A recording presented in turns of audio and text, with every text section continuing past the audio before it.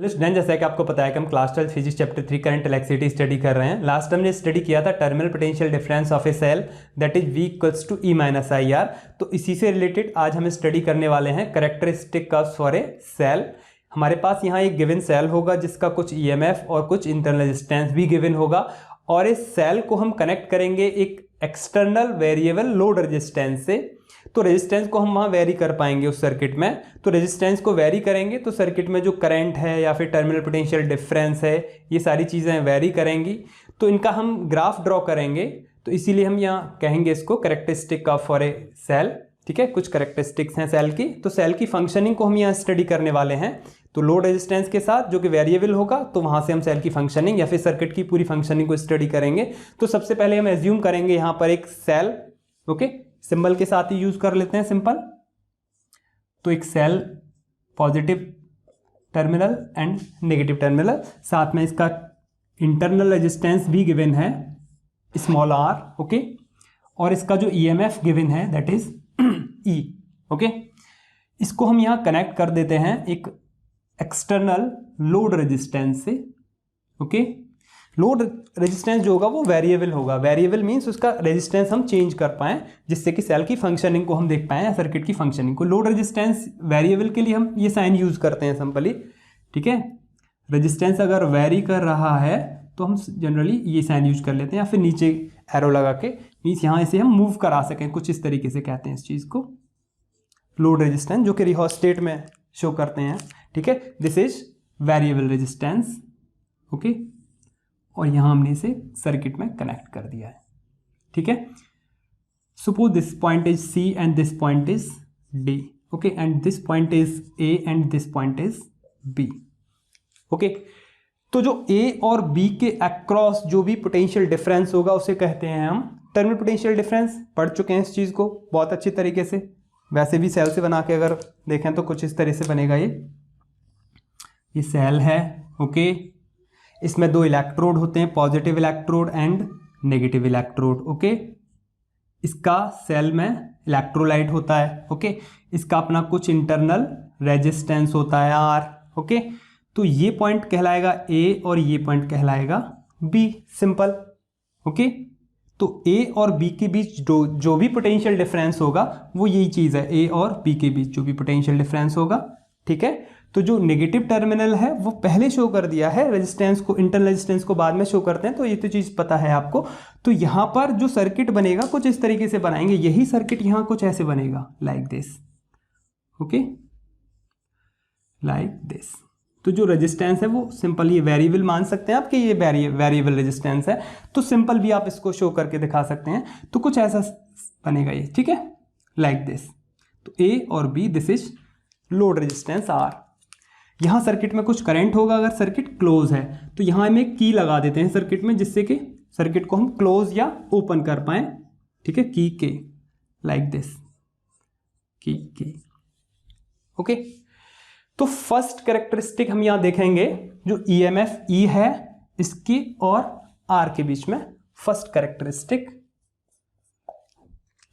E versus R, E versus R when circuit is open. और ये किस condition में? when circuit is open means no current is flowing in the circuit, या फिर कहें no current is being drawn from the cell. Cell से हम कोई भी करंट नहीं ले रहे हैं, या फिर कहें I is equals to 0। In that case हम चेक करेंगे कि जो E है और R है इसका ग्राफ क्या रहेगा। तो यहाँ हम कह देते हैं suppose in first case K is open, या फिर ये कहें इसे डिस्कनेक्ट ही कर देते हैं यहाँ से। ठीक है, डिस्कनेक्ट कर देते हैं, ऐसे समझ के चलिए सर्किट शॉर्ट है। ठीक है, यहाँ से हमको ग्राफ देखना है E और R में। Suppose at Y axis we take EMF E and at X axis we take resistance R, that is variable resistance. तो जैसे जैसे अगर हम इस सर्किट में रेजिस्टेंस को वेरी करें अब, ठीक है, सर्किट तो ओपन है, कनेक्टेड है ही नहीं कुछ, सेल से सर्किट से करंट ले ही नहीं रहे हम। ठीक है, सेल से कोई करंट हम ले ही नहीं रहे। I क्या है? 0 है। I is 0 now. ओके, तो सर्किट में I 0 है, वेरिएबल रेजिस्टेंस को हम वेरी करें तो क्या ईएमएफ वेरी होगा? जब सेल से तो कोई करंट ले ही नहीं रहे तो ईएमएफ तो वेरी होने ही नहीं वाला। और वैसे भी सेल का ईएमएफ क्या रहता है? कांस्टेंट रहता है, मेंटेन रहता है, भले ही सर्किट से हम करंट भी क्यों ना ले रहे हों। ओके, तो यहाँ सर्किट से, यहाँ तो कोई भी करंट भी नहीं ले रहे हम सर्किट से, तो ईएमएफ तो कोई फैक्ट होना ही नहीं वाला है। ठीक है, तो हम अगर बात करें तो एक ईएमएफ की, तो जैसे जैसे रेजिस्टेंस को इंक्रीज करेंगे तो ईएमएफ कांस्टेंट रहेगा। ईएमएफ क्या रहेगा? जितना है सर्किट का, सेल का, उतना ही ईएमएफ रहने वाला है। ओके, तो V इक्वल्स टू, जो V क्या है भाई? Potential difference, terminal potential difference VA minus VB, VA minus VB। Okay, यही है terminal potential difference. V equals to कितना होगा? ये क्या होता है? E minus IR।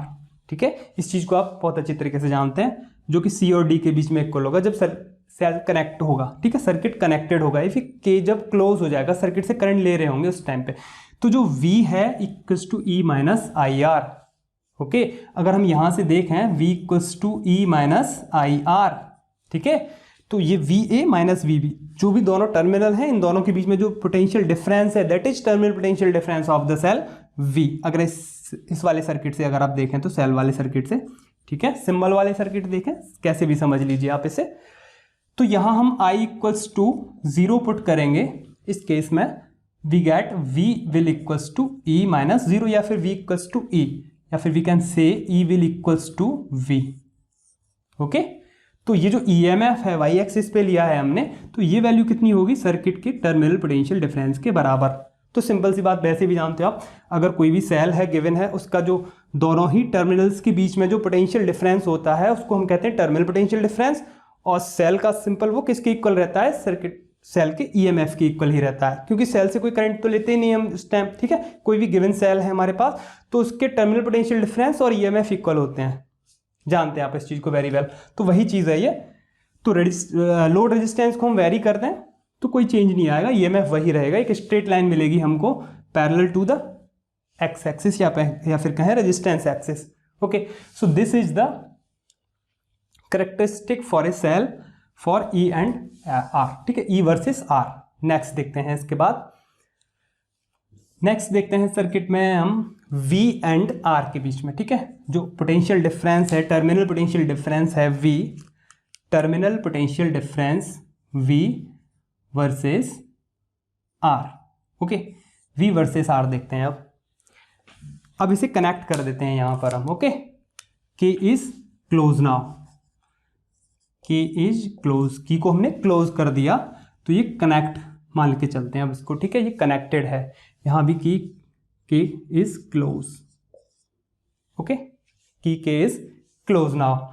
अब जो पोटेंशियल डिफरेंस है, टर्मिनल पोटेंशियल डिफरेंस है A और B के अक्रॉस, वही टर्मिनल पोटेंशियल डिफरेंस ये वाले पोटेंशियल डिफरेंस के इक्वल होगा, because A is connected to C and B is connected to D।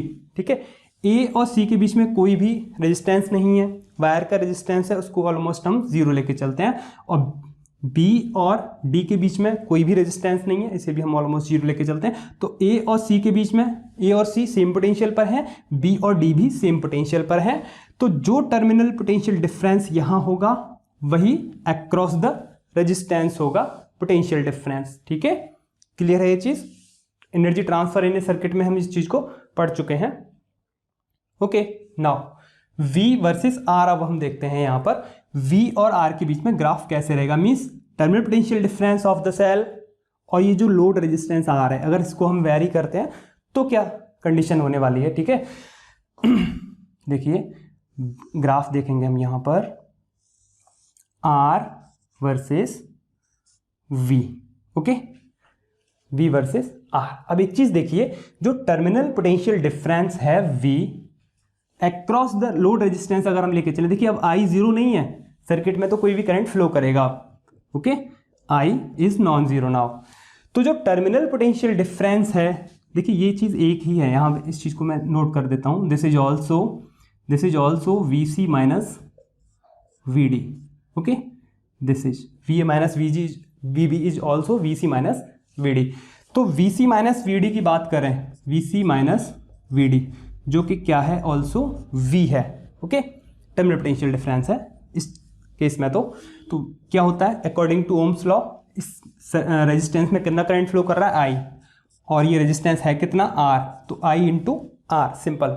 Okay, अब सर्किट में जो करंट है, इस सर्किट में जो करंट है आई, इसकी वैल्यू क्या रहेगी, सिंपल देखिए, आई इक्वल्स टू क्या होता है, total EMF upon total resistance. तो टोटल ईएमएफ कितना है सर्किट में, ई, टोटल रेजिस्टेंस कितना है सर्किट में, आर, जो भी होगा आपका, ठीक है, और स्मॉल आर, ये हो गया टोटल रेजिस्टेंस। तो सर्किट का करंट हो गया I equals to R plus R, simple, very simple. Okay, E upon R plus R, इस चीज को हम यहां पुट कर देते हैं, तो V will equals to E upon R plus R, okay, multiply by R. इस आर को हम मल्टीप्लाई से हटा के यहां ले सकते हैं, नीचे ले आते, ओके, नीचे लाएंगे तो capital R upon capital R plus small R upon capital R, तो ये हो जाएगा E upon 1 plus small R upon capital R, this. Okay, तो हमको यहाँ एक इक्वेशन मिलेगी, यही इक्वेशन हमको v और i का रिलेशन बताएगी। अब v equals to E upon 1 plus R upon R. अब हम इसी इक्वेशन से देखेंगे, ठीक है। नाउ स्टार्ट में अगर हम देखें when r equals to 0, okay, start में अगर हम देखें सबसे पहले when r equals to 0, okay, यहां हम अगर 0 पुट करेंगे, यहां पर हम अगर 0 पुट करेंगे तो v will equals to what, e upon 1 plus r upon r की जगह हम 0 पुट करते हैं 0, तो r अपॉन 0 मीन 0 से डिवाइड कर रहे हैं r को, तो क्या हो जाएगा, ये इन्फिनिटी हो जाएगा इतना पार्ट, ओके, इन्फिनिटी, और फिर ये कंप्लीट टर्म इन्फिनिटी हो जाएगी, और इन्फिनिटी से किसी को भी डिवाइड करेंगे तो वो 0 होगा, ओके। तो in that case v will equals to also 0, we can say now here v is also 0, okay। कैसे आया, फिर से लिख देते हैं एक बार, v will equals to e upon 1 plus infinity, because r is 0 then r upon 0 is infinity, it means that this is 0, infinity upon e upon infinity, that is 0। b case और देखते हैं इसमें, अभी ग्राफ हमको draw करना है तो कुछ पॉइंट्स हमको लेने होंगे, जब r 0 होगा तो उस टाइम v भी 0 होगा, तो यहीं पर होंगे हम, ठीक है, यहीं से स्टार्ट करना है हमको ग्राफ, ओके। अब हम देखें अगर r इन्फिनिटी है, इन दैट केस अगर r इन्फिनिटी है तभी हम चेक कर सकते हैं, ठीक है, हम इनिशियल पॉइंट और फाइनल पॉइंट चेक कर रहे हैं यहाँ पे, तो v कितना होगा, देखिए v will equals to e upon what 1 plus small r upon r को, कैपिटल R को इन्फिनिटी कर देंगे, तो ये वाली टर्म 0 हो जाएगी, ओके, ये टर्म 0 हो जाएगी, तो v will equals to EMF of the cell, v will equals to EMF of the cell, तो then v will equals to E। Clear है ये चीज़, ओके। अब देखिए हमको 2 पॉइंट तो मिल गए, r equals to infinity and v equals to E। In that case जब r सर्किट में जो लोड रेजिस्टेंस है इसको बहुत ज़्यादा इंक्रीज कर देंगे हम, तो उस टाइम जो सर्किट का जो टर्मिनल पोटेंशियल डिफरेंस है सेल का, वो और सर्किट के जो सेल का जो ईएमएफ है वो दोनों इक्वल होंगे इन दैट केस। तो यहाँ हम देख रहे हैं कुछ चीज़ें कि आर को इंक्रीज कर रहे हैं तो वी भी इंक्रीज हो रहा है, पहले वी 0 था अब ई हो गया जैसे आर को इंक्रीज किया। और एक पॉइंट देखते हैं, देखिए अगर सेल का जो रेजिस्टेंस है उसको हमने कर दिया स्मॉल आर, ठीक है, इनिशियल पॉइंट और फाइनल पॉइंट हमको मिले, और बीच का कोई पॉइंट लेते हैं जब सर्किट का जो रेजिस्टेंस हम इंक्रीज कर रहे थे, आर 0 था फिर हमने इंक्रीज किया और इतना कर लिया, उस केस में वी कितना होगा, E upon 1 plus small R upon R, small R, because जो रेजिस्टेंस है लोड रेजिस्टेंस उसको हमने स्मॉल आर मीन्स सर्किट के इंटरनल रेजिस्टेंस के बराबर हमने कर लिया। लोड रेजिस्टेंस को हम वेरी करते हैं और हमने इतना वेरी किया कि जो सर्किट के सेल का जो भी इंटरनल रेजिस्टेंस है उतना कर लिया लोड रेजिस्टेंस को। इन दैट केस तो आर से आर कैंसिल हो जाएगा तो ये 1 हो जाएगा यहाँ, और ये हो गया E upon 2। So half of the EMF of the cell, जो टर्मिनल पोटेंशियल डिफरेंस है वो कितना हो गया, half of the EMF of the cell. तो जब लोड रेजिस्टेंस को कितना कर लिया सर्किट के इंटरनल रेजिस्टेंस के बराबर, तो इन दैट केस जो टर्मिनल पोटेंशियल डिफरेंस है सेल के अक्रॉस, या फिर कहें पोटेंशियल डिफरेंस जो है लोड रेजिस्टेंस के अक्रॉस, वो कितना हो गया E/2। ओके, देखिए इस जब हम रेजिस्टेंस को 0 रख रहे थे तो V0 था, रेजिस्टेंस को हमने इंटरनल रेजिस्टेंस के बराबर कर लिया, बिकॉज इंटरनल रेजिस्टेंस तो सेल का बहुत कम ही होता है, ऑलमोस्ट बहुत छोटी वैल्यू होती है, तो उस छोटी वैल्यू पर ही हमको हाफ ऑफ द ईएमएफ के बराबर वी मिल गया। और जो कंप्लीट ई है वो कम मिल रहा है, ठीक है। जो वी कंप्लीट ई के इक्वल कब हो रहा है, जब आर इन्फिनिटी है, तो ये वाली वैल्यू तो जल्दी मिलने वाली है, ये वाली वैल्यू काफ़ी लेट मिलेगी। Means half of the EMF के बराबर तो तभी मिल जाएगी जब जो एक्सटर्नल रेजिस्टेंस है वो इंटरनल रेजिस्टेंस के बराबर होगा। लेकिन आर, जो एक्सटर्नल रेजिस्टेंस आर जब इन्फिनिटी होगा तब जाके वी इक्वल होगा ई के। तो जो ग्राफ है वो देखिए यहाँ पर किस तरीके से बनना चाहिए। यहाँ देखिए, अगर v को हम e के इक्वल ले रहे हैं, कब ये आएगा, कब सपोज यहाँ पर है e, ओके, यहाँ e है, यहाँ से यहाँ तक की वैल्यू e है। तो अगर हम ग्राफ को ड्रॉ करेंगे तो ले जाते हैं सपोज लाइक दिस, ठीक है। अब हम ग्राफ को अगर ड्रॉ करते हैं तो देखिए लाइक दिस, जो स्मॉल r के बराबर external resistance means internal resistance कितना हो, थोड़ी सी वैल्यू हुई होगी, कहीं सपोज यहाँ ही होगा वो पॉइंट, मीन्स जो कैपिटल R है वो स्मॉल r के इक्वल है, ठीक है। इस एक्सिस पर हम रेजिस्टेंस लेके चल रहे हैं, तो सपोज यही पॉइंट होगा कि जो एक्सटर्नल रेजिस्टेंस इंटरनल रेजिस्टेंस के बराबर हो गया। मीन्स R से हम स्टार्ट किया, हमने इंक्रीज होना, R 0 से स्टार्ट किया और हम कहाँ पहुँच गए, स्मॉल r पर पहुँच गए यहाँ, तो वहीं हमको हाफ ऑफ द E मिल जाएगा, पॉइंट ये, ओके, यहाँ हमको पॉइंट मिल जाएगा। तो यहाँ से यहाँ तक वाला पॉइंट, और फिर उसके बाद जो हमको E मिलेगा ये कब मिलेगा, ये मिलेगा जब R इन्फिनिटी हो जाएगा। मीन्स यहाँ से अगर हम ग्राफ को चलाएं तो कुछ ऐसे चलेगा, ठीक है। वो पॉइंट तो हमको कभी मिलने वाला है ही नहीं, ठीक है। ये इन्फिनिटी कब मिलेगा हमको, जब सॉरी ये E के इक्वल कब मिलेगा, जो V है वो E के इक्वल कब मिलेगा, जब R इन्फिनिटी होगा। तो ये जो ग्राफ है वो कुछ इस तरीके से आएगा, लाइक दिस, ठीक है। ये ऐसे ही चलता रहेगा लाइक दिस। तो क्योंकि हमको मिलना तो है ही नहीं, R जब इन्फिनिटी होगा तब मिलेगा V इक्वल्स टू ई, तो इस ग्राफ को हम कनेक्ट तो करेंगे नहीं, ठीक है, ऐसे ही बढ़ाते चलेंगे, ओके। तो ग्राफ की जो शेप होगी वो लाइक दिस, कुछ इस तरीके से होगी, ओके। अब आपको यहाँ कंफ्यूज नहीं होना स्लोप को लेकर, कैसे, वो मैं आपको एक चीज़ बताऊं कि जनरली हम जब देखते थे कि डिस्प्लेसमेंट और टाइम के बीच ग्राफ ड्रॉ करते थे, वहाँ हम स्लोप्स देखते थे क्लास 11th में। तो यहाँ भी अगर हम स्लोप की बात करें, देखिए यहाँ स्लोप और यहाँ स्लोप कंटिन्यूसली डिक्रीज हो रही है, यहाँ स्लोप क्या हो रही है, डिक्रीज हो रही है। तो ये नहीं सोचना है हमको यहाँ पर कि जो R है, अगर हम R को इंक्रीज कर रहे हैं तो देखो V इंक्रीज हो रहा है, यहाँ से देख रहे हैं, देखिए R को इंक्रीज करा, R 0 था, V 0, R को इंक्रीज किया, V E हो गया, R को इंक्रीज किया मीन्स बढ़ रहा है। सिंपल यहाँ से हम देख रहे हैं कि as V increase R, V also increased, as R increase V also increased.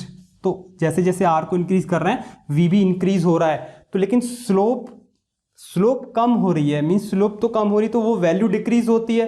ये पढ़ते आए हो आप, लेकिन कंफ्यूज नहीं होना, यहाँ पर जनरली कंफ्यूज हो जाते हैं हम, बिकॉज जो स्लोप हमको देगी वो स्लोप, इस ग्राफ की जो स्लोप है वो हमको क्या बताएगी, थीटा क्या बताएगी, this is V and this is R। तो थीटा क्या बताएगा, V upon R, that is current, ठीक है। तो वो करंट डिक्रीज शो करेगा, ना कि R इंक्रीज होने पर V को हम डिक्रीज मानेंगे, ठीक है। वो स्लोप अगर हम चेक करें, स्लोप के थ्रू अगर हम इस ग्राफ को चेक करेंगे तो वो स्लोप हमको क्या देगी, करंट देगी सर्किट का, ना कि हमको ओनली पोटेंशियल डिफरेंस की बात कर रहे हैं हम। तो सिंपल सी बात यह है कि अगर R को हम इंक्रीज कर रहे हैं तो V भी इंक्रीज हो रहा है।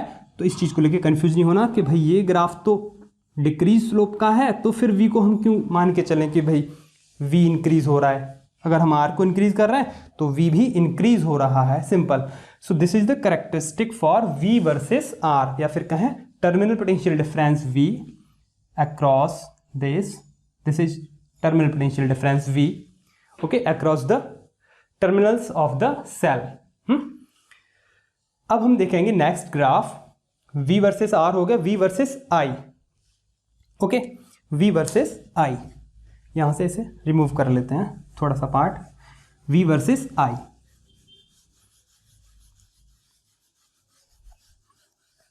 V versus I, third. V versus I। V means terminal potential difference versus current in the circuit. ये ग्राफ देखते हैं अब।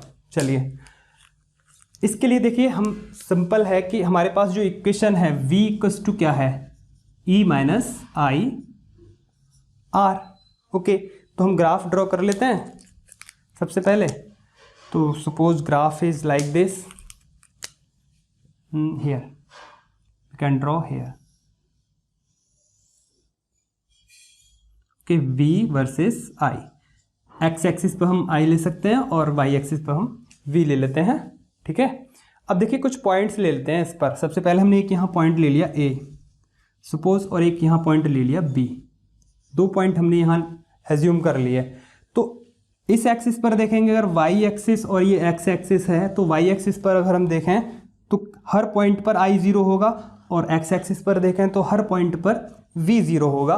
तो एट पॉइंट A पर हम अगर बात करें, eight point A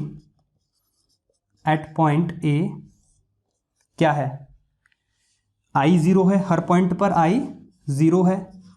okay, then V कितना होगा, I 0 होगा तो V कितना होगा, E के इक्वल हो जाएगा। ओके, तो यहाँ से यहाँ तक की जो वैल्यू है वो क्या रहेगी, E रहेगी। This is E, this value is E if it is origin. Okay, अगर हम पॉइंट B पे बात करें, एट पॉइंट B पॉइंट पर क्या है, B पॉइंट पर V 0 रहेगा। ओके, V 0 रहेगा, तो V अगर 0 रखेंगे हम यहाँ, तो 0 will equals to E minus I R.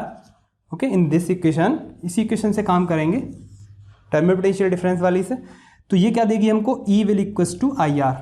Simple, E will equals to I R, यही मिलने वाला है हमको van V equals to 0।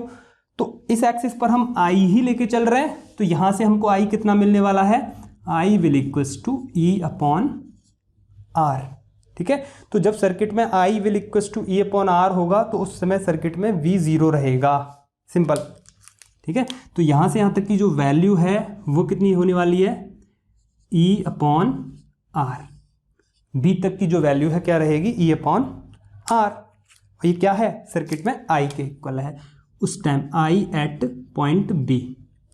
Okay, and this is V at point A, this is E sorry, at point A terminal potential difference कितना है, E के equal है। तो ये चीज़ हमको यहाँ मिल गई हैं कुछ पॉइंट्स।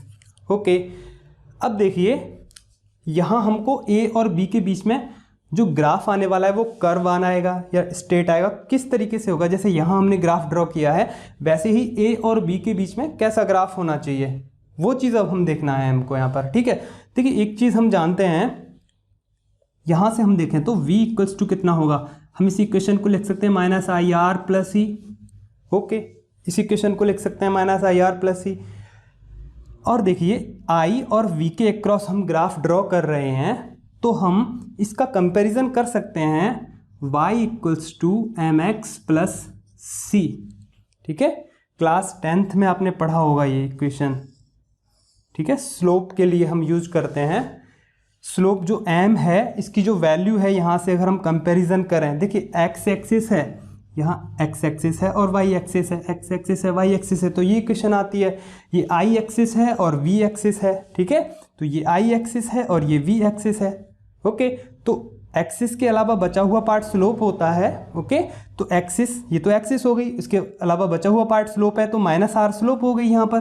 तो स्लोप कितनी हो गई, माइनस आर। ओके, तो यहाँ से अगर हम कंपैरिजन करते हैं इस इक्वेशन का, तो यही इक्वेशन तो है, इस इक्वेशन से तो हमने ये वैल्यूज निकाली हैं। तो y mx प्लस सी, इसका ग्राफ कैसा आता था, है ना, आपने पॉजिटिव स्लोप और नेगेटिव स्लोप दो तरह से ग्राफ पढ़े थे। देखिए अगर ये x एक्सिस है और ये y एक्सिस है, ठीक है, तो यहाँ पर अगर हम पॉजिटिव स्लोप की बात करते हैं तो इक्वेशन कुछ है, थीटा कुछ इस तरह से होता है। मीन्स परपेंडिकुलर से इधर जाते हैं तो पॉजिटिव स्लोप होती है, परपेंडिकुलर से इधर आते हैं तो नेगेटिव स्लोप होती है। तो ये तो पॉजिटिव स्लोप है ना। ओके, और अगर हम बात करें ये, तो ये जो थीटा है ये नेगेटिव है इस time. Okay, like this y और दिस इज x, तो यहाँ नेगेटिव स्लोप है। ओके, लेकिन हम देख रहे हैं इस इक्वेशन में स्लोप हमको नेगेटिव मिल रही है। ओके, तो नेगेटिव स्लोप वाला ग्राफ कौन सा है? ये वाला ग्राफ है नेगेटिव स्लोप वाला। ओके, तो यहां इन दोनों पॉइंट्स के बीच में जो लाइन आने वाली है वो स्ट्रेट लाइन ही आएगी। ओके, स्ट्रेट लाइन आएगी। ठीक है, क्लियर है ये चीज? अच्छा, इस स्ट्रेट लाइन का मीन्स क्या है? सर्किट में जैसे जैसे करंट को हम जब इंक्रीज करेंगे, ओके, और सर्किट में करंट कितना हो जाए, E अपॉन स्मॉल r के बराबर जब हो जाएगा, उस टाइम सर्किट में जो टर्मिनल पोटेंशियल डिफरेंस है वो जीरो हो जाएगा। यहाँ V इक्वल्स टू जीरो हो जाएगा। देखिए कितना इंटरेस्टिंग है। इस सर्किट में जो करंट फ्लो कर रहा है वो जब I equals to E upon small r होगा, ठीक है, ये जो I है ये कितना हो जाए, E अपॉन स्मॉल r, और वो कब पॉसिबल है? जब इस जो कैपिटल R है वो जीरो हो, वो तभी तो पॉसिबल है ये चीज, है ना। I equals to E upon r कब पॉसिबल है? जब सर्किट का जो लोड रेजिस्टेंस है, एक्सटर्नल रेजिस्टेंस R क्या हो, जीरो हो, तभी पॉसिबल है। तो ये चीज कब पॉसिबल होगी? ये चीज तभी पॉसिबल होगी जब सर्किट में कोई रेजिस्टेंस ही नहीं होगा, ठीक है, या फिर कहें रेजिस्टेंस तो होगा, बहुत माइनर होगा, बहुत ही स्मॉल वैल्यू होगी, तभी उसी कंडीशन में सर्किट में जो करंट होगा वो E अपॉन R के इक्वल हो सकता है। ठीक है, तो उस केस में हम कहेंगे जब सर्किट में जब भाई रेजिस्टेंस ही जीरो है, सर्किट में रेजिस्टेंस ही जीरो है, तो उस टाइम तो जो टर्मिनल पोटेंशियल डिफरेंस होगा V इक्वल्स टू, अगर IR से ही निकालने बैठ जाए हम, तो I तो है हमारे पास बट R जीरो है, तो V जीरो ही आएगा, V जीरो ही आएगा भाई, है ना। तो C और D के अक्रॉस जो पोटेंशियल डिफरेंस होगा वो क्या होगा, जीरो होगा। हम यही होंगे उस टाइम पे, इस पॉइंट पे होंगे, B पॉइंट पर होंगे, जहां कर है ही V इक्वल्स टू जीरो। ठीक है, I एक्सिस पर तो V इक्वल्स टू जीरो है ही, तो उस टाइम जो रेजिस्टेंस के अक्रॉस पोटेंशियल डिफरेंस जीरो है, तो टर्मिनल पोटेंशियल डिफरेंस भी जीरो ही माना जाएगा। ओके, अक्रॉस द सेल, जो कि टर्मिनल्स ऑफ द सेल के बीच में जो पोटेंशियल डिफरेंस है, जिसे हम टर्मिनल पोटेंशियल डिफरेंस कहते हैं, वो भी जीरो ही माना जाएगा। ओके, तो यहां सर्किट में जैसे जैसे करंट इंक्रीज होगा तो जो पोटेंशियल डिफरेंस है अक्रॉस द लोड रेजिस्टेंस या फिर terminal potential difference across the terminals of the cell वो डिक्रीज होगा। ओके, और डिक्रीज होते होते जीरो पहुंच जाएगा। कब? जब अगर I इक्वल्स टू सर्किट में जो करंट है वो इतना पहुंच जाए, कितना पहुंच जाए, I equals to E upon R के इक्वल पहुंच जाए। ठीक है, क्लियर है। और देखिए ये जो स्लोप है ना, minus IR, this slope, this angle is theta, तो ये जो स्लोप है यहाँ, दिस इज माइनस R। इसको मैथमेटिकली भी हम निकाल सकते हैं। कैसे? देखिए यहाँ से tan थीटा कितना है, यहाँ से tan थीटा, और देखिए tan theta in this direction, यहाँ से हम एंगल को ले रहे हैं तो माइनस tan थीटा लेंगे। ओके, उधर से लेंगे तो पॉजिटिव लेते हैं, अगर इधर से ले रहे हैं तो नेगेटिव लेंगे, तो minus tan minus theta will equals to what, this OA upon OB। Okay, perpendicular upon base. Clear? तो OA कितना है, this is E, OA equals to E, and OB is what, O2B, this is E upon R। Simple, E upon R, तो E से E cancel हो जाएगा और R ये ऊपर हो जाएगा यहाँ पर। tan minus theta will equals to minus theta is equals to R, so theta will equals to R, this is tan theta equals to minus R लिख सकते हैं, या फिर आप okay tan theta equals to minus R लिख सकते हैं, minus R। और यही क्या है, स्लोप है, दिस इज tan थीटा ही होता है slope, this is minus R। Okay, तो स्लोप यहाँ से भी अगर हम कैलकुलेट करेंगे मैथमेटिकली तो वो भी माइनस R के ही इक्वल आएगी। ओके, माइनस R, जिसको हमने यहाँ से कंपैरिजन करके भी निकाला था, माइनस R के इक्वल। तो यहाँ यही चीज़ हमको स्टडी करनी थी कि जो सेल की फंक्शनिंग है, ओके, सेल की जो फंक्शनिंग है वही देखनी थी हमने, और हमने यहाँ 3 ग्राफ्स देखे, 1, 2 एंड 3। ओके, यहाँ क्या देखा था हमने, एज R इंक्रीज, जैसे जैसे हम R को इंक्रीज करेंगे सर्किट में तो जो V है वो भी इंक्रीज हो जाएगा। ठीक है, V इंक्रीज होता जाएगा। इसका क्या मीन्स हुआ, सर्किट में जो लोड रेजिस्टेंस है इसको जैसे जैसे हम बढ़ाएंगे, इंक्रीज करेंगे, तो क्या होगा भाई, लोड रेजिस्टेंस इंक्रीज होगा। रेजिस्टेंस V किस पे डिपेंड करता है, V डिपेंड किस पे करता है, I इंटू R। ठीक है, अगर सर्किट में रेजिस्टेंस इंक्रीज हो रहा है, सिंपल सी बात है, रेजिस्टेंस इंक्रीज हो रहा है तो V तो इंक्रीज होगा ही। ठीक है, रेजिस्टेंस इंक्रीज होगा तो V तो इंक्रीज होगा ही, I कांस्टेंट करंट के लिए। ठीक है, सिंपल है ये चीज़ तो। ओके, यहां से हमने क्या देखा, यहां से क्या देखा हमने, यहां देखा हमने सर्किट में करंट को जब हम इंक्रीज कर रहे हैं तो टर्मिनल पोटेंशियल डिफरेंस डिक्रीज हो रहा है, वो चीज़ तो हमने स्टडी कर ली। ठीक है, यहां से ये समझ में आ गया होगा आपके, सिंपल सी बात ये है कि सर्किट में जो सेल है, सेल का जो टर्मिनल पोटेंशियल डिफरेंस है, सेल के टर्मिनल्स के अक्रॉस जो पोटेंशियल डिफरेंस है, जो कि टर्मिनल पोटेंशियल डिफरेंस है, वो इंक्रीज होगा अगर हम सर्किट में लोड रेजिस्टेंस को इंक्रीज करते जाएं, और लोड रेजिस्टेंस को डिक्रीज करते जाएंगे तो जो टर्मिनल पोटेंशियल डिफरेंस है वो डिक्रीज होगा। As R decrease then V will also decrease. ठीक है, आर को जब डिक्रीज करेंगे तो वी भी डिक्रीज होगा, सिंपल।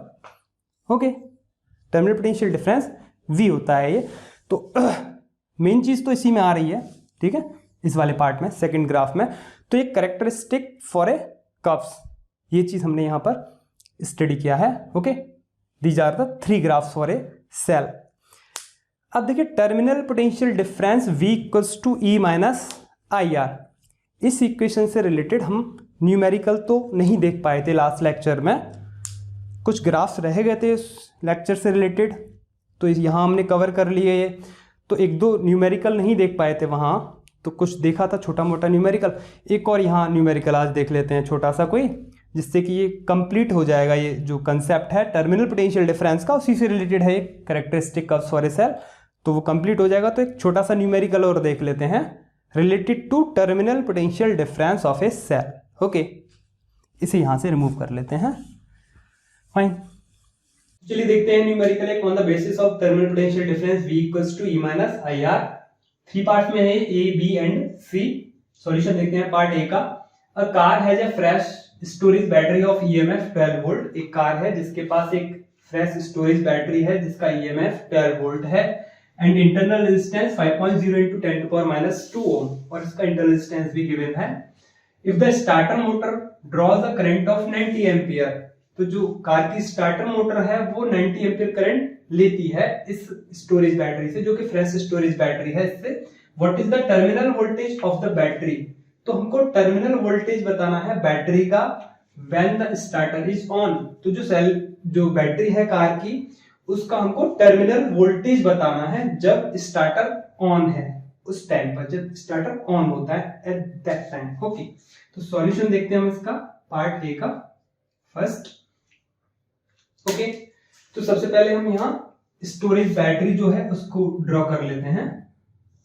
ओके, जो स्टोरेज बैटरी है, फ्रेश स्टोरेज बैटरी, इसका इंटरनल रेजिस्टेंस और EMF दोनों ही गिवन है। EMF is 12 volt and internal resistance R is 5.0 into 10 to power minus 2 ohm. Okay, this is positive terminal and this is negative terminal, और इसके across point A and B हम assume कर लेते हैं। इन्हीं points के across हमको terminal voltage find out करना है, और ये कनेक्टेड है एक स्टार्टर मोटर से, कार की स्टार्टर मोटर से ही कनेक्ट होगी ये बैटरी, सिंपल है। ओके, तो A और B के अक्रॉस जो टर्मिनल पोटेंशियल डिफरेंस होता है किसी भी सेल का या बैटरी का, वही टर्मिनल वोल्टेज हमको यहाँ फाइंड आउट करना है। ओके, तो क्या होता है वो V equals to E minus IR, all values are given. Okay, तो फाइंड करना है हमको यहाँ V, terminal voltage, that is VA minus VB. This is across A and B. VA minus VB कह सकते हैं हम इसको, साथ ही हम इसको V कह सकते हैं। This is E, E कितना है गिवन है 12 volt. Okay, minus I, current in the circuit, direction ये होगी I कितना है, this is how much 90 ampere, it is given here also. I equals to 90 ampere. Okay, current की direction है ये। पुट करते हैं वैल्यू को, 90 multiply by internal resistance, this is 5.0 multiply by 10 to power minus 2, okay, 4, 12 minus 9 5 जा 45, okay, this is 450 into 10 to power minus 2। तो 10 to power minus 2 को यहां से हम रिमूव कर सकते हैं, तो इसे लिख सकते हैं 12 minus 4.50, okay. 10 to power minus 2 means 100 से डिवाइड किया तो इसको 4.50 आएगा, मीन्स ये आएगी वैल्यू, इसको माइनस करेंगे तो 7.5 volt, okay. So this is terminal voltage of the battery when starter is on. तो जब स्टार्टर ऑन होगा तभी से करंट फ्लो करेगा। So terminal voltage of the car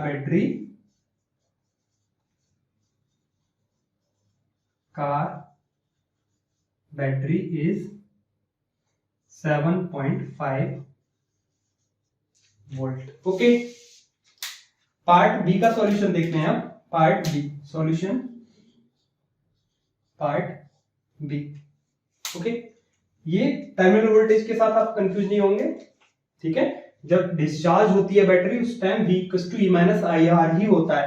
discharge होना होता है मींस सर्किट करंट ले रहा है सेल से या फिर बैटरी से। तो ये कौन सी कंडीशन में है? डिस्चार्जिंग की कंडीशन में, ओके। डिस्चार्जिंग या फिर current is being drawn from the battery या फिर सेल। तो ये बैटरी या सेल हमको करंट दे रहा है, इस टाइम पॉजिटिव एंड से करंट आ रहा है और नेगेटिव पर एंटर कर रहा है, ठीक है। पॉजिटिव से एग्जिट और नेगेटिव पे enter, this is case of discharging या फिर सर्किट करंट ले रहा है बैटरी से, ठीक है। तो डिस्चार्जिंग के केस में हमको पता है V = E - IR होता है और चार्जिंग के केस में V = E + IR होता है, ओके।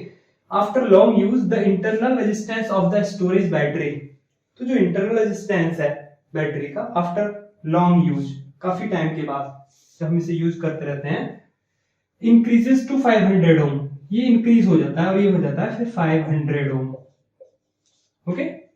सेल का जो बैटरी का जो इंटरनल रेजिस्टेंस है वो बढ़ जाता है जैसे जैसे हम बैटरी को यूज करते हैं, उसमें इम्प्योरिटीज बढ़ जाती हैं जैसे जैसे हम उसको यूज करते हैं।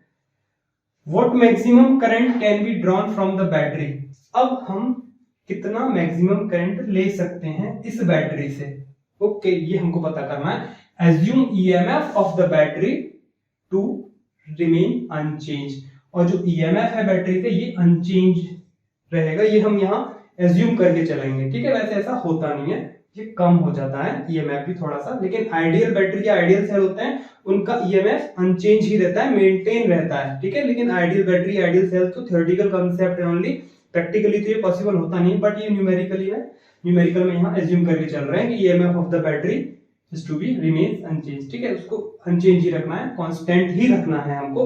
तो हम कितना मैक्सिमम करंट ले सकते हैं सर्किट से, ओके। तो मैक्सिमम करंट निकालना है, current equals to total EMF of the circuit, EMF upon resistance of the circuit, जो कि इंटरनल रेजिस्टेंस ही है सर्किट में। स्टार्टर मोटर तो करंट ले रही है, जब जैसे ही ऑन होती है तो उस टाइम उसका रेजिस्टेंस हम लेके नहीं चल रहे हैं यहाँ पे।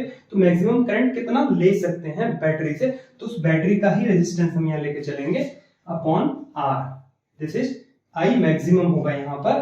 तो कैसे निकालेंगे इसको, E कितना है 12 वोल्ट, ओके। स्मॉल r कितना हो गया 500 ओम, इसे डिवाइड करेंगे यहाँ, ओके। तो 5 से डिवाइड कर लो 12 को, उसको मल्टीप्लाई लिख लो 10 to power 2, 5 2 जा 10 एंड 5 4 जा 20। इसको और लिख सकते हैं हम 24 multiply by, sorry this is -2, क्योंकि 10 to power 2 नीचे होगा, ऊपर जाएगा तो 10 to power -2, ये हो जाएगा 10 to power -3 एम्पियर। या फिर इसको हम लिख सकते हैं 24 मिली एम्पियर, 10 to power -3 की जगह मिली लिख सकते हैं, ठीक है। तो इतना मैक्सिमम करंट हम सर्किट में ले सकते हैं सेल से। सेल इतना करंट दे सकता है, तो सेल से कितना करंट ले सकते हैं, तो सिंपल सी बात है, तो सेल का ही ईएमएफ और सेल का ही रेजिस्टेंस हम यहाँ लेके चलेंगे कि सेल इतना करंट हमको दे सकता है, ठीक है। तो 24 मिली एम्पियर करंट ही दे पाएगा सेल, अब काफी टाइम तक हम जब इसे यूज कर लेंगे आफ्टर लॉन्ग यूज। लेकिन स्टार्टर को कितना चाहिए, ये 90 एम्पियर ड्रॉ करता है, ठीक है। और ये 24 milli ampere, very small value, 90 ampere is very large और 24 milli ampere is very small value. Okay, तो काफी हाई करंट चाहिए हमको जब स्टार्टर मोटर को ऑन करते हैं, फिर कार को स्टार्ट करते हैं, तो काफी हाई करंट की जरूरत होती है। लेकिन अब तो बैटरी 24 मिली एम्पियर का ही करंट दे पा रही है, तो हमको ये डिस्चार्ज हो गई है, इसको चार्ज करना होगा फिर से। ओके, नाउ पार्ट सी का सॉल्यूशन देखते हैं। Solution part C. Okay, if the discharged battery is charged by an external EMF source. अब इस बैटरी को हम एक एक्सटर्नल ईएमएफ सोर्स से चार्ज करते हैं। Is the terminal voltage of the battery during charging. तो जो टर्मिनल वोल्टेज है बैटरी का ए और बी के अक्रॉस, जो टर्मिनल वोल्टेज है जब बैटरी चार्ज हो रही होगी उस वक्त, ग्रेटर और लेस देन इट्स ईएमएफ। तो जो इसका ईएमएफ है 12 वोल्ट, इससे वो ज्यादा होगा या इससे कम होगा, बताइए। देखिए वेरी सिंपल, हमको पता है कि V equals to E plus I R, sorry V equals to E minus I R होता है जब बैटरी डिस्चार्ज होती है, ठीक है, जब बैटरी करंट देती है। ये कब होता है? डिस्चार्जिंग के केस में। जानते हैं, वेरी वेल पढ़ चुके हैं इस चीज को टर्मिनल पोटेंशियल डिफरेंस में। और V equals to E plus I R होता है during charging of the battery या फिर सेल, ड्यूरिंग चार्जिंग। चार्जिंग पे ये होता है, डिस्चार्जिंग पे ये होता है। ये डिस्चार्जिंग वाला केस है जब स्टार्टर मोटर को ऑन करना चाहते हैं हम। तो यहां से हम देखते हैं क्या, this can also be written as E equals to V plus I R,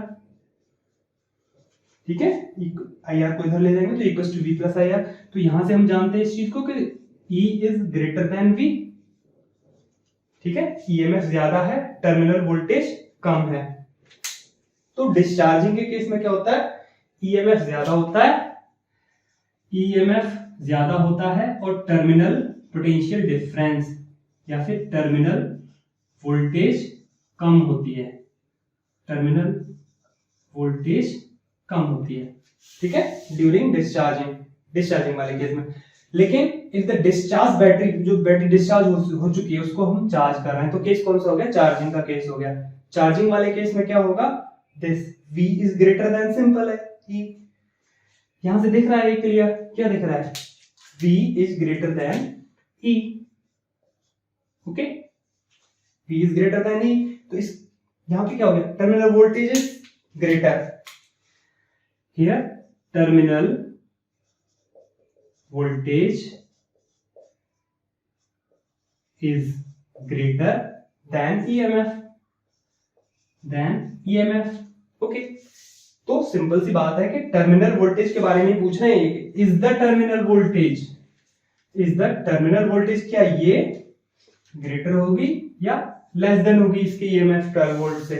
तो सिंपल सी बात है कि जब चार्ज होगी बैटरी तो उस टाइम तो टर्मिनल वोल्टेज हाई होगा और EMF कम होगा, ठीक है। और वैसे भी हाई होना चाहिए तभी ये चार्ज हो पाएगी। जो आउटसाइड बैटरी होगी, एक्सटर्नल बैटरी होगी, जो भी इसे चार्ज करेगी, उसका अक्रॉस जो टर्मिनल वोल्टेज होगा वही हमको यहाँ पे लगाना होगा और वो ज्यादा होगा तभी ये चार्ज हो पाएगी। इस 12 वोल्ट से तो ज्यादा होना ही चाहिए।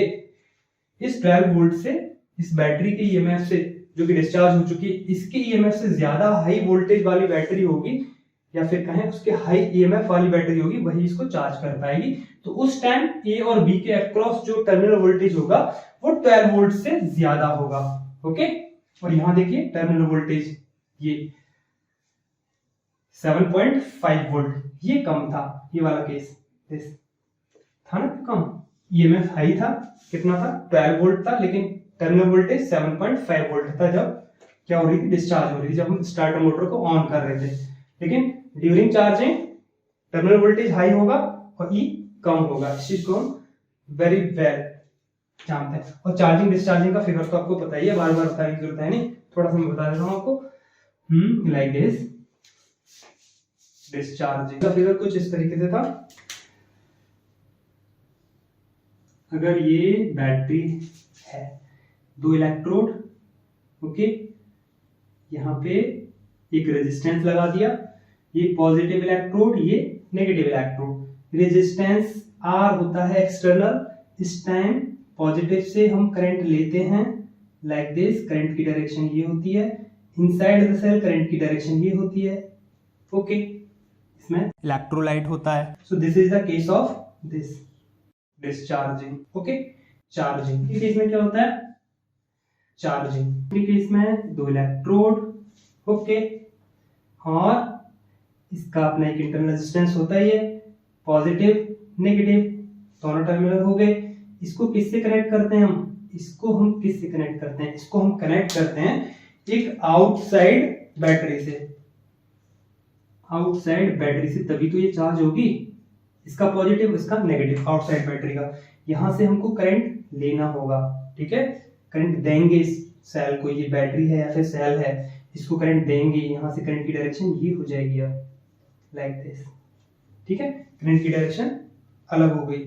तो यहाँ पर ये इसके क्या हैं, टर्मिनल्स हैं ए और बी बैटरी के, ए और बी बैटरी के, ठीक है। तो इस टाइम देखिए इसका हाई होगा ईएमएफ, और इसका ईएमएफ कितना है, 12 वोल्ट है, इसका ईएमएफ कितना है, 12 वोल्ट है। यहां से करंट ले रहे थे, यहाँ 12 वोल्ट ईएमएफ है इसका जो आउटसाइड बैटरी है, आउटसाइड बैटरी का जो ईएमएफ है हाई होगा 12 वोल्ट से, तभी तो ये चार्ज हो पाएगी, तभी तो हम इसको करंट दे पाएंगे, अदरवाइज करंट दे ही नहीं पाएंगे। तो ए और बी के अक्रॉस भी तो वही वोल्टेज है जो इस बैटरी के टर्मिनल वोल्टेज या फिर बैटरी का जो ईएमएफ है उसके अक्रॉस होगी। इस टाइम पे अगर इस बैटरी को अगर अलग निकाल दें हम, ठीक है, इसका भी जो ईएमएफ होगा वो ज्यादा होगा, तभी तो ये चार्ज कर पाएगा, ऐसे सिंपल सी बात है। तो ये पूछ रहे थे क्वेश्चन में कि भाई बैटरी का जो टर्मिनल वोल्टेज है वो इस टाइम हायर होगा, ए और बी के बीच अक्रॉस जो वोल्टेज होगी वो ज्यादा होगी ईएमएफ से। वही चीज बतानी थी हमको, आउटसाइड बैटरी के बारे में बात नहीं कर रहे हम, ठीक है, क्वेश्चन में तो नहीं कर रहे इस चीज की बात, लेकिन एक्स्ट्रा में ये चीज मैंने आपको बताई कि टर्मिनल वोल्टेज हाई होगा ही, जो सेल है बैटरी है, कार की जो बैटरी है उसका भी टर्मिनल वोल्टेज हाई होगा इसके ईएमएफ से, सिंपल, वेरी सिंपल। और वो जो एक्सटर्नल बैटरी लग रही होगी उसके टर्मिनल वोल्टेज के बराबर होगा, ठीक है, और हाई होगा और उसके एक्सटर्नल वाली के बराबर होगा, तभी ये इसको चार्ज कर पाएगी, ठीक है। सो this is the numerical about terminal potential difference. Okay, so this is all about terminal potential difference. So thank you for today.